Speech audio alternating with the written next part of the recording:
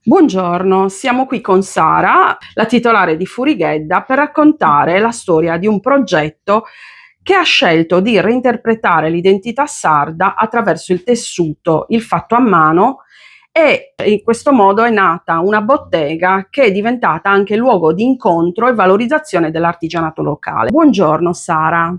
Io ho Buongiorno. dato così un'immagine veloce appunto della vostra realtà, ma vorrei che ce la raccontassi tu. Ecco, da dove nasce Furighedda e qual è stato il momento in cui avete capito che una passione poteva trasformarsi in un'impresa? Perché tu hai un background importante. Raccontami un po'. Sì, ti ringrazio. Furighedda nasce esattamente a luglio 2016. Nasce in un momento in cui io lavoravo mentre il mio compagno era senza lavoro, per tutta una Massimo? serie di motivi, esattamente Massimo, e poiché negli anni del secolo scorso, negli anni 90, avevo fatto appunto dei corsi di oreficeria a filigrana qui a Cagliari con i maestri Vittorio Melis, che purtroppo non c'è più, e Aldo Langione, che ancora oggi continua a lavorare pur essendo alle soglie degli 80 anni.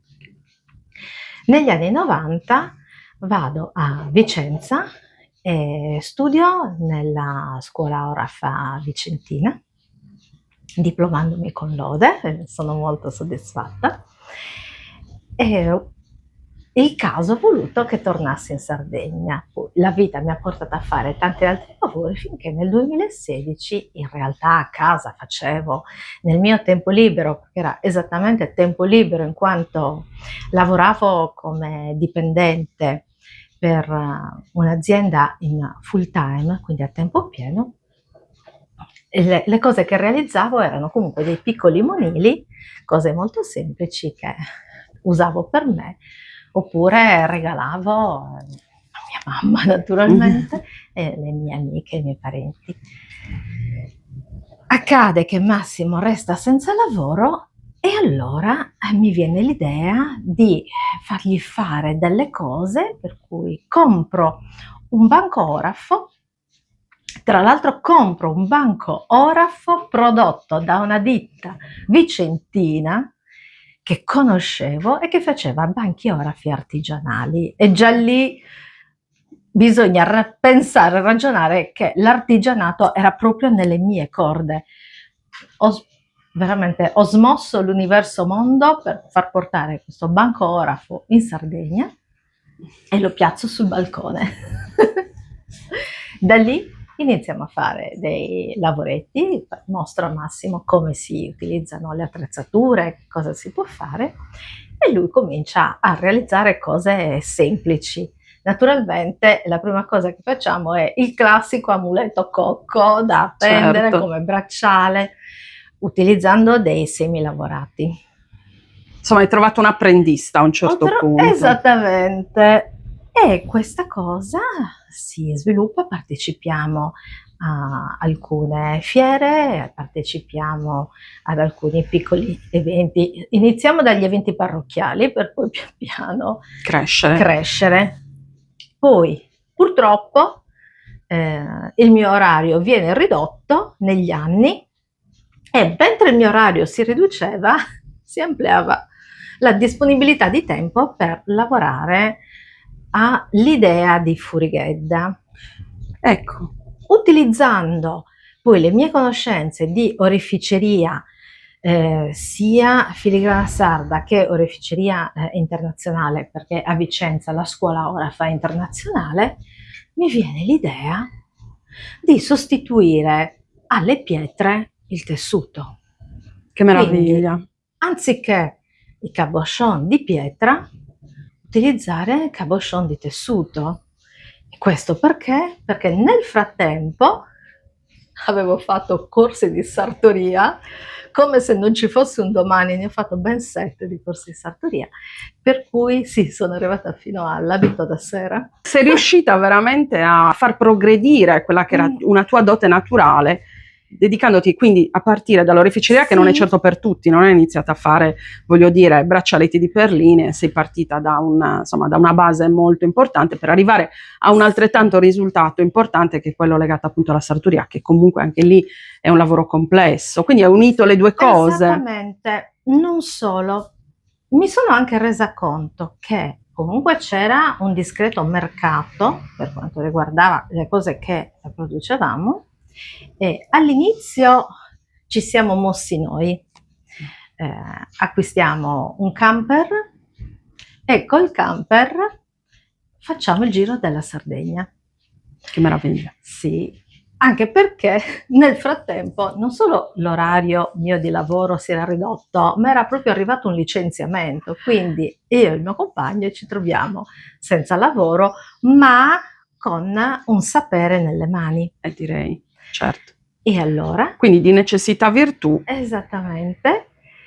Quindi iniziamo a girare e contemporaneamente apriamo la partita IVA per poter essere anche più sereni nella vendita di questi manufatti, che sono i monili Furighedda, ma se te li mostro oggi io mi vergognerei anche perché erano molto semplici. C'è stata un'evoluzione. Siete andati chiaramente per gradi. Sì, avete fatto un bel assolutamente. percorso, Sì, insomma. assolutamente. E oggi appunto il broccato sardo è diventato protagonista Sì. dei vostri gioielli. Tu indossi degli orecchini bellissimi, Sì, poi ecco, cerchiolla. faremo vedere. Perché Esatto. sono un arcobaleno di colori. Assolutamente originali e diversi, quindi una, come dire, un'evoluzione anche di quello che è l'artigianato artistico sardo. Infatti molti Esattamente. parlano di tradizione. Voi raccontate una Sardegna contemporanea. Che cosa significa per voi valorizzare l'identità sarda oggi? È proprio questo. Parliamo di tessuto broccato. All'inizio il tessuto broccato che utilizzavamo era quello che trovavamo nei negozi a disposizione, ma i tessuti broccato che si trovano in commercio non sono tutti prodotti in Italia. Quando va bene possono essere prodotti nell'Unione Europea, quando non va bene arrivano dal resto del mondo.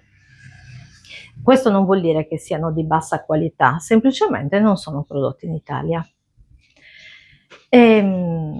Negli anni siamo arrivati a utilizzare un tipo di broccato prodotto in Italia, e poiché la continuità di acquisto e di rapporto con quell'azienda è stata appunto, come dire, continuativa, e si è creato un rapporto anche di fiducia tra noi e i produttori di tessuto broccato, negli ultimi 2 anni ci siamo fatti letteralmente produrre dei tessuti broccato con colori richiesti da noi.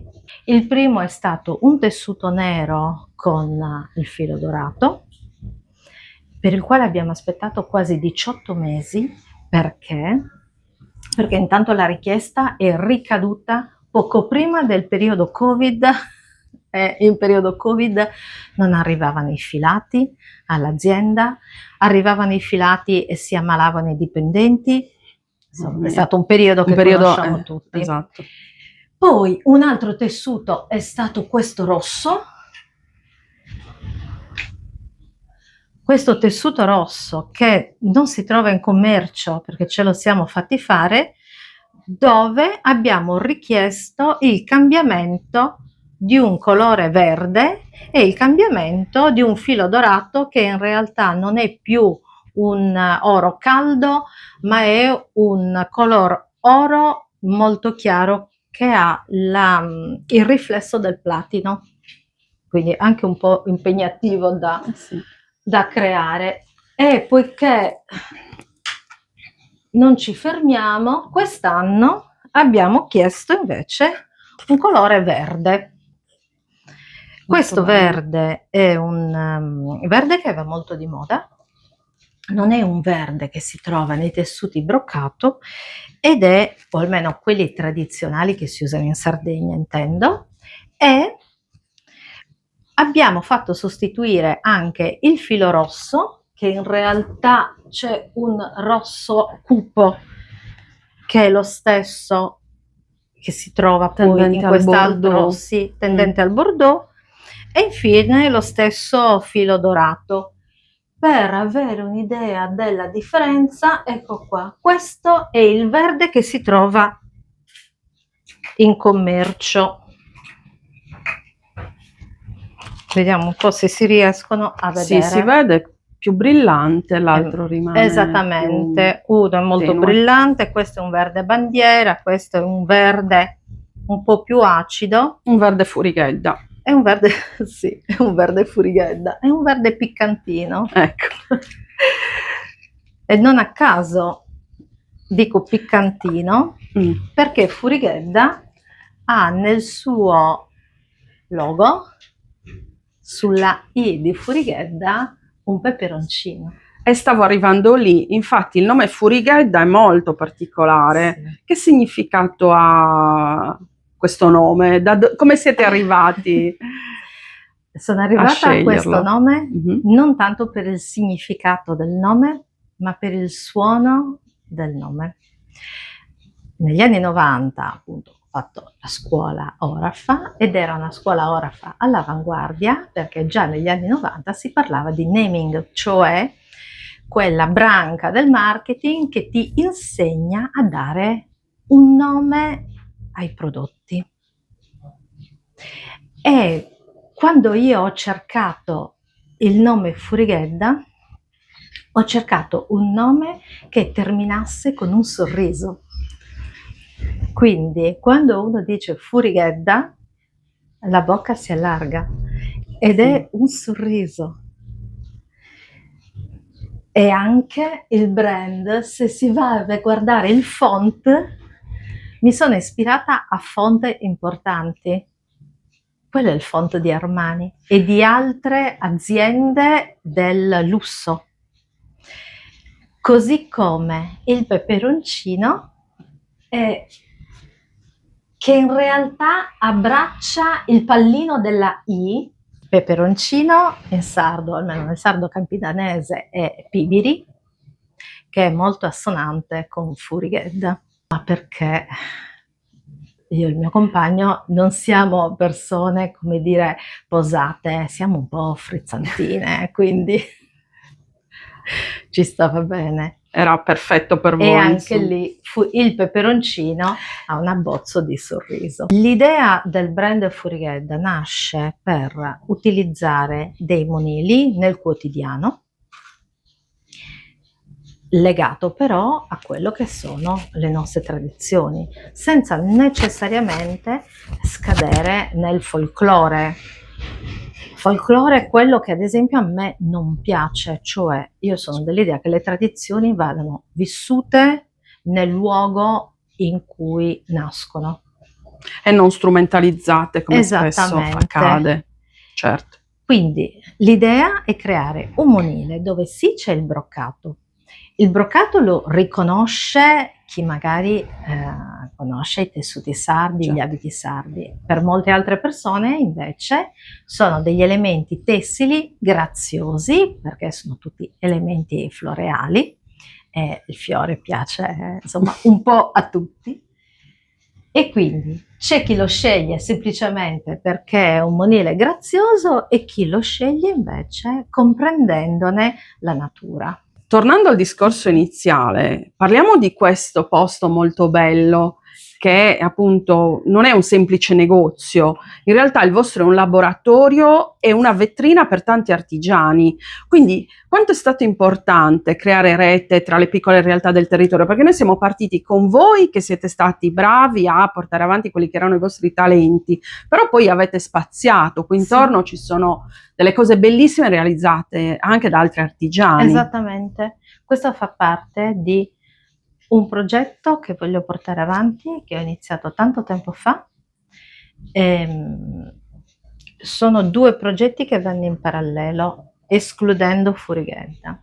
Furighella è il nome del brand, questo luogo, cioè lo showroom di Furighella, ma non solo, è Spazio Furighella. Dentro Spazio Furighetta, che è nato appunto per mettere in mostra i nostri manufatti, prodotti da me, Massimo, abbiamo poi voluto dare spazio anche a tante colleghe e colleghi artigiani, perché non è mai abbastanza lo spazio per l'artigianato.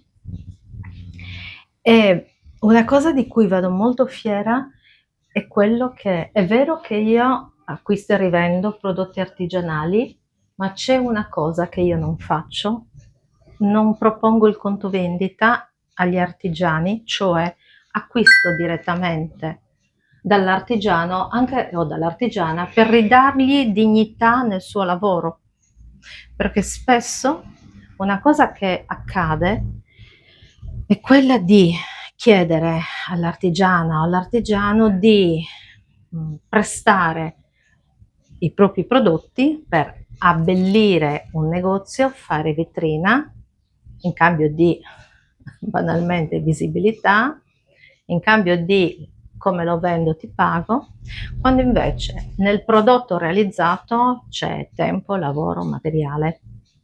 Ora, se io credo in un prodotto, lo acquisto per rivenderlo. Il problema deve essere mio, non dell'artigiano che l'ha prodotto. Quindi qui il progetto è quello di ridare dignità al lavoro della persona e quindi al saper fare della persona.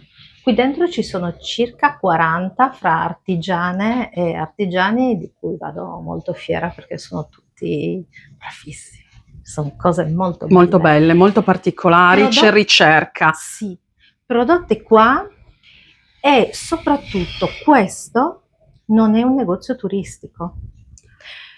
Qui in centro storico a Quartu non arrivano i turisti, o meglio, sì, ne arriva qualcuno, ma il cliente che arriva qua è un cliente che vive nel vicinato, quindi questo è un negozio di vicinato. Una grande soddisfazione, questa sicuramente è la soddisfazione più grande che i vostri clienti possono darvi, insomma, perché credono, apprezzano e si portano a casa appunto queste opere d'arte, perché alla fine sono opere d'arte.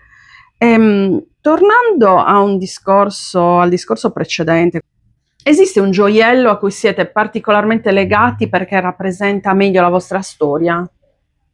Il mio monile preferito sono due: una collana che si chiama Galana e questi orecchini. Per comporre questi orecchini e per comporre quella collana, che è costruita con 7 cabochon di tessuto, ritagliamo a mano cerchietti di tessuto, e questo è ciò che resta dopo che noi ci siamo passati con le forbici. Cioè, tutti questi elementi sono fatti a uno, ritagliando il tessuto, andando a individuare sul tessuto il fiore che ci interessa, perché non è casuale. Tanto c'è una sequenza di colori di broccato, e oltre alla sequenza di colori di broccato, che è quasi sempre la stessa, dico quasi sempre perché alle volte cambia, perché Massimo ha una sua sequenza e io ho la mia, quindi quando io vedo i miei orecchini addosso alle clienti so già che o li ho realizzati io o li ha realizzati Massimo. E poi c'è anche la scelta dell'elemento floreale. Ti giro una fotografia dove si vedono i nostri vassoi pieni di questi cabochon di tessuto. Noi ne facciamo annualmente quasi 10.000 a mano, di diversi diametri, da 10 mm, 12 mm. Questi sono circa 40 mm, questi sono 25, questi sono 20 mm, questi sono 20 mm. Quindi ci sono tanti diametri diversi e in ogni vassoio ci sono 10 colori di broccato. Ogni broccato poi ha circa dai 12 ai 18 elementi floreali diversi utili per realizzare un oggetto. Tempo fa mio fratello, che è ingegnere, si divertì a calcolare le permutazioni della collana galana, che è realizzata con 7 brocati diversi, con 7 elementi floreali differenti. In pratica non bastano 2 vite per avere la stessa sequenza di collana, cioè che si ripeta la stessa sequenza di collana. È stata una cosa molto divertente. È come dire che ciascuna collana, ciascun orecchino, in pratica sono degli elementi unici, perché è molto difficile, soprattutto questi che hanno ripetizioni di fiori diversi, è molto difficile che siano uguali. E tu hai risposto in questo modo anche a una domanda che avrei voluto farti, cioè perché in un mondo in cui la produzione industriale la fa da padrona, una persona dovrebbe scegliere un oggetto realizzato artigianalmente, perché la fa diventare unica, perché è unico, perché si porta a casa un mondo veramente di studio, di energia positiva, perché voi quando realizzate queste cose con passione trasmettete anche questo messaggio positivo. Perché nell'oggetto c'è la mano dell'artigiano, c'è il tempo dell'artigiano, L'attenzione. ma ci sono anche, alle volte, anche i problemi dell'artigiano. Ci sono dei giorni che tagliamo il tessuto e ci rendiamo conto che stiamo facendo delle circonferenze troppo grandi o troppo piccole, per cui quando vai a costruire il cabochon questo si muove, si strappa. Ecco, una cosa che non abbiamo detto, che non è banale fare questi elementi. Dietro c'è tanto studio perché, come ho detto, i tessuti ce li facciamo fare. Non tutti i tessuti sono uguali, perché dipende dal filato, dipende dal diametro del filo, dipende da quanto è ritorto quel filo. Ci sono dei tessuti che ad esempio hanno un filo dorato molto fragile e altri che hanno per contro un filo dorato estremamente robusto, per cui quando si va a chiudere il cabochon quello fragile si strappa, si apre.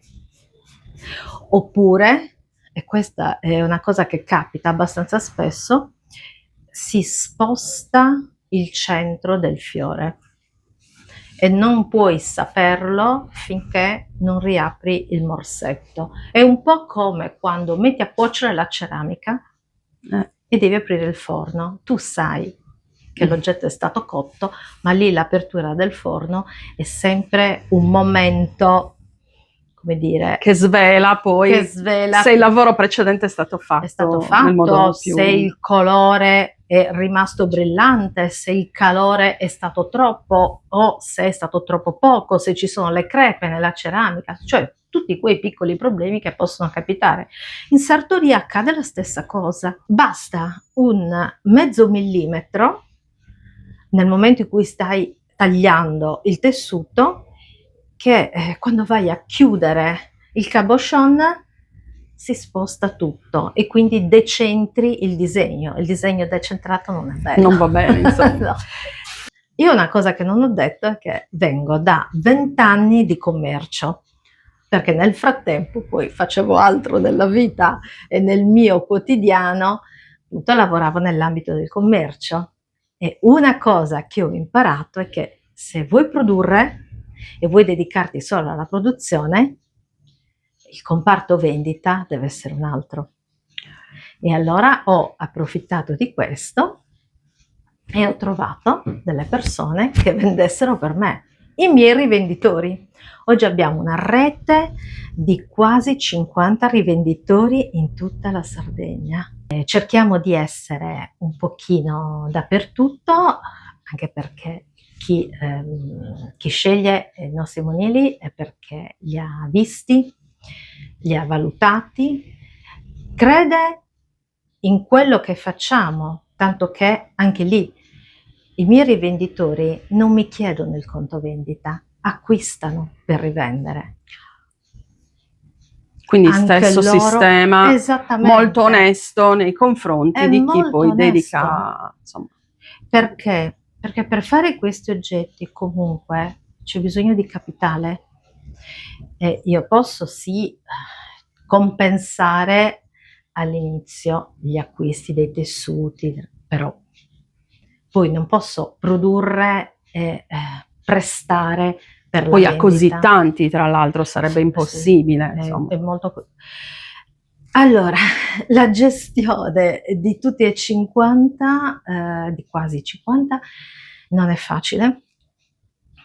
Ehm, e di questo ringrazio, la scuola che ho fatto in questi 20 anni di commercio, perché è stata veramente, formativa e mi ha permesso anche di fare questo. Cioè, non è che un giorno mi sono svegliata e ho detto: "Ah, apriamo il laboratorio, apro il negozio". Questo è il terzo laboratorio.